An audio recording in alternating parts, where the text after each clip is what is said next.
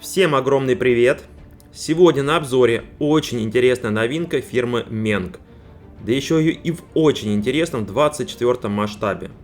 Модель триплана, нидерландского триплана Первой мировой войны Fokker DR1. Fokker DR1 известный тем, что, во-первых, он имеет аж 3 крыла, а во-вторых, что на нем летал летчик АЛС Манфред фон Рихтгофен, более известный как Красный Барон. И последние свои 20 побед из 80 Красный Барон одержал именно на этом триплане. Ну, поехали. На боковине коробки вы как раз и можете видеть окрас самолета, на котором летал Рихтгофен. И он совсем не весь красный, как думалось многим, а красный лишь частично. Но об этом попозже. Набор выходит на данный момент в двух вариантах. Различие в коробках — это только вот такая картонная накладка, а отличие внутри мы посмотрим чуть позже.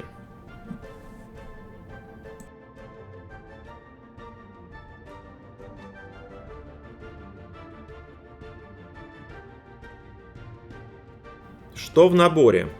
Литники.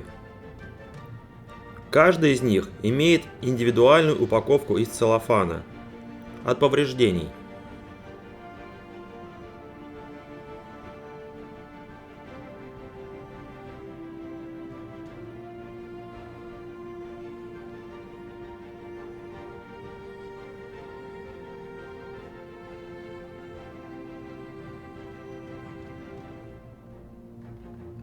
Инструкция для сборки.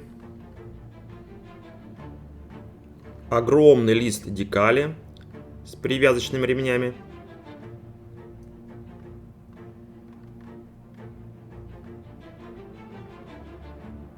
Железные кожухи пулеметов и плата фототравления.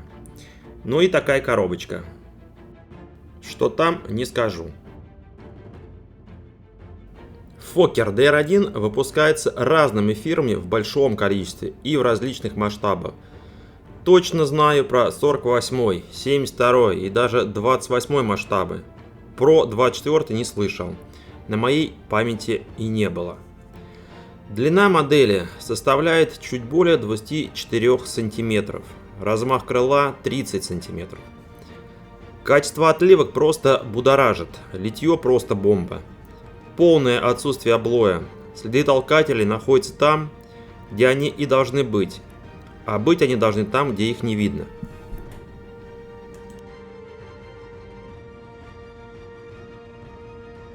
Самолет выпускался в небольшом количестве. Всего было выпущено 320 единиц.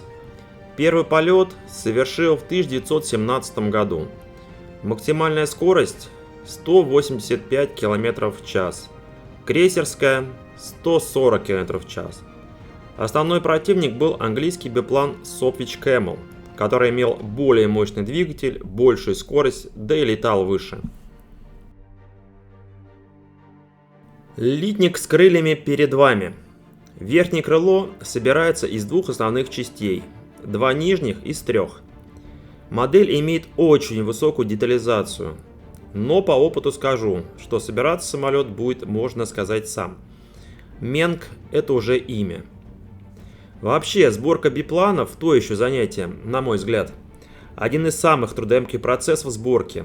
Работа над имитацией дерева, установка крыльев, особенно верхнего. А самое главное — это установка расчалок. С этим справится не каждый.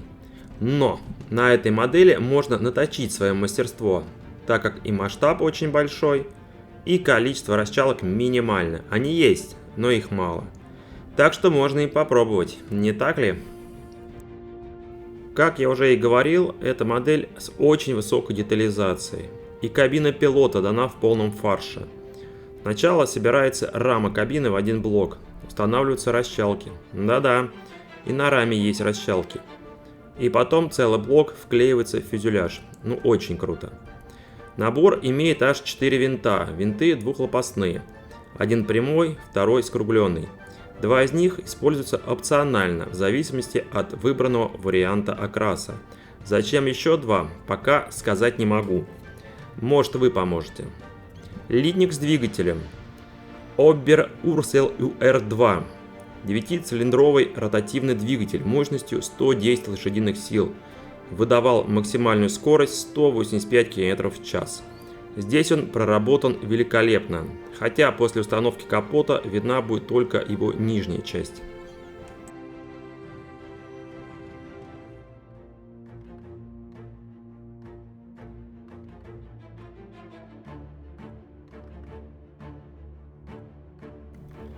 Вот как раз и еще два винта. Ну и капот двигателя. Винт деревянный, диаметром 262 сантиметра.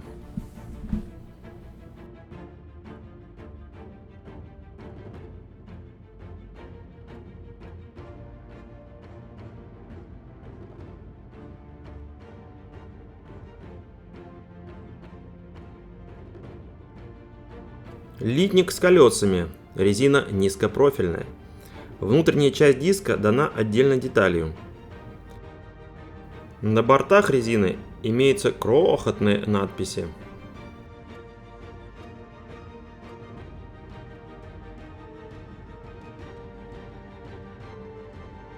И второй аналогичный литник.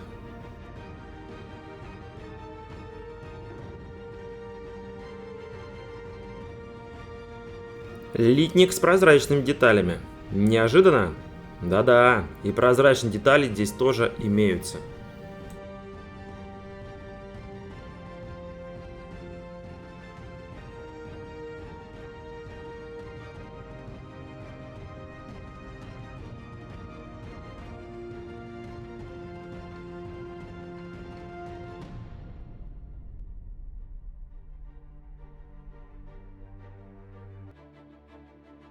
Привязочные ремни. То ли бумага, то ли тканевый материал. Не определил. Знаю точно, что еще и фототравление к ним цепляется.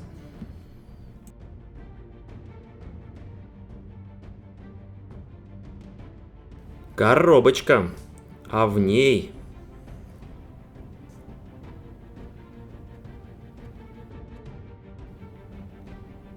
кожухи от пулеметов. Их два. И пулеметов тоже два. 7,92 мм МГ-08. Кожухи великолепны. Очень тонкая, можно сказать, ювелирная работа. Ну, посмотрите сами.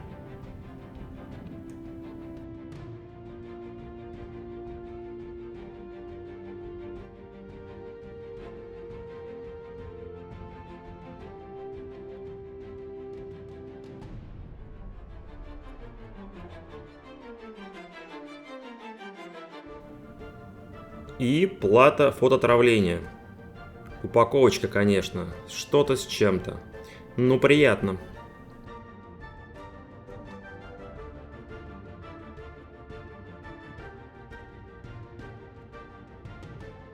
А вот и волшебная коробочка. Наконец-то покажу вам, что там. А там орден Пюле Мерит.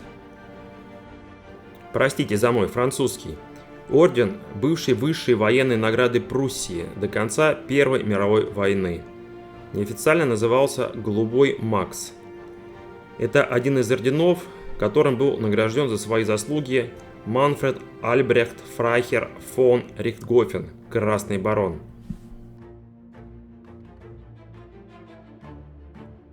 Вот в этом и есть отличие этих двух наборов.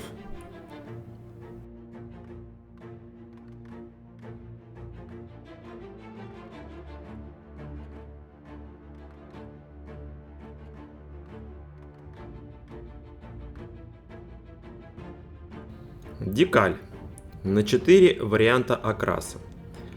Номер борта 15217, бортовой номер барона.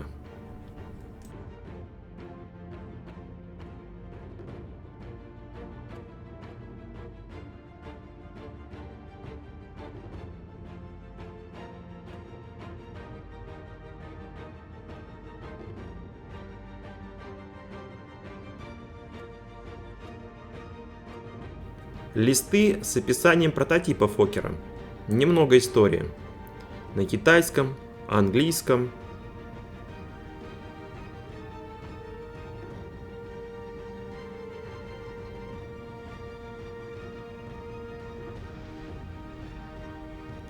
и русском языках, что очень приятно.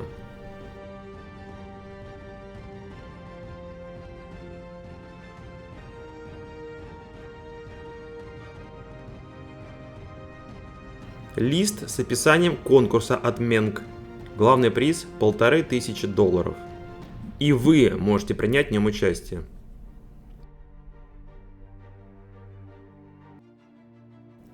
Ну и инструкция. Инструкция великолепна, цветная, глянцевая бумага, на 3 языках, включая русский. Каждый шаг подписан. Например, установка привязного ремня.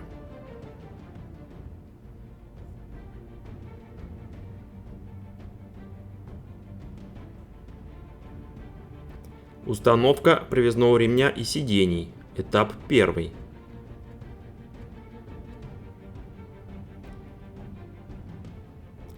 Сборка интерьера кабины. Ну и так далее.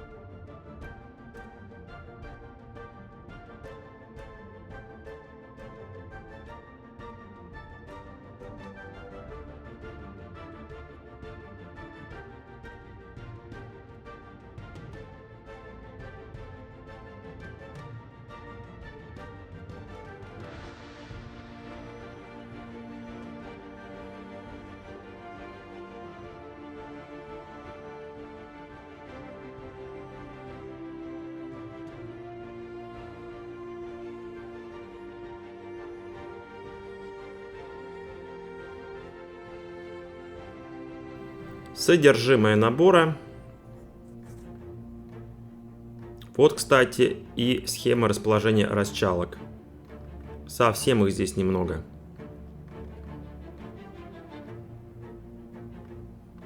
И варианты окраса. Первый из них – истребитель номер 586-17 лейтенанта Эрнста Убера из состава 4-го истребительного авиационного отряда немецких императорских ВВС. Июнь 1918 год. Второй по результативности немецкий летчик ас Первой мировой войны. 62 победы на его счету. Выжил на войне, а Красный Барон был его командиром.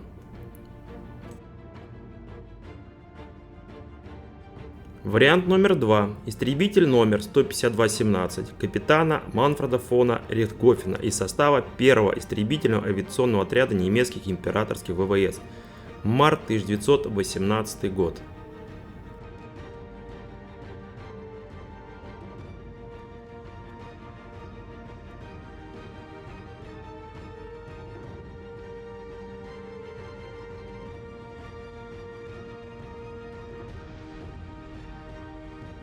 Третий вариант. Истребитель номер 577-17 лейтенанта Рудольфа Климка из состава 27-го истребительного авиационного отряда немецких императорских ВВС.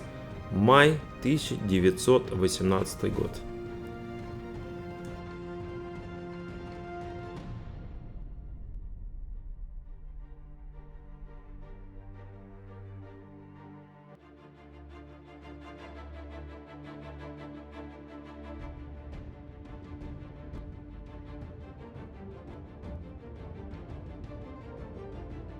И заключительный 4-й вариант.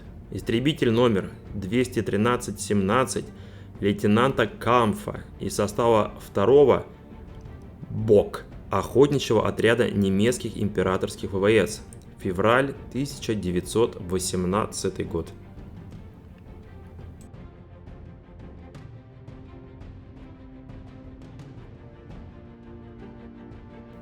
И схема таблицы цветов дана на последней странице инструкции.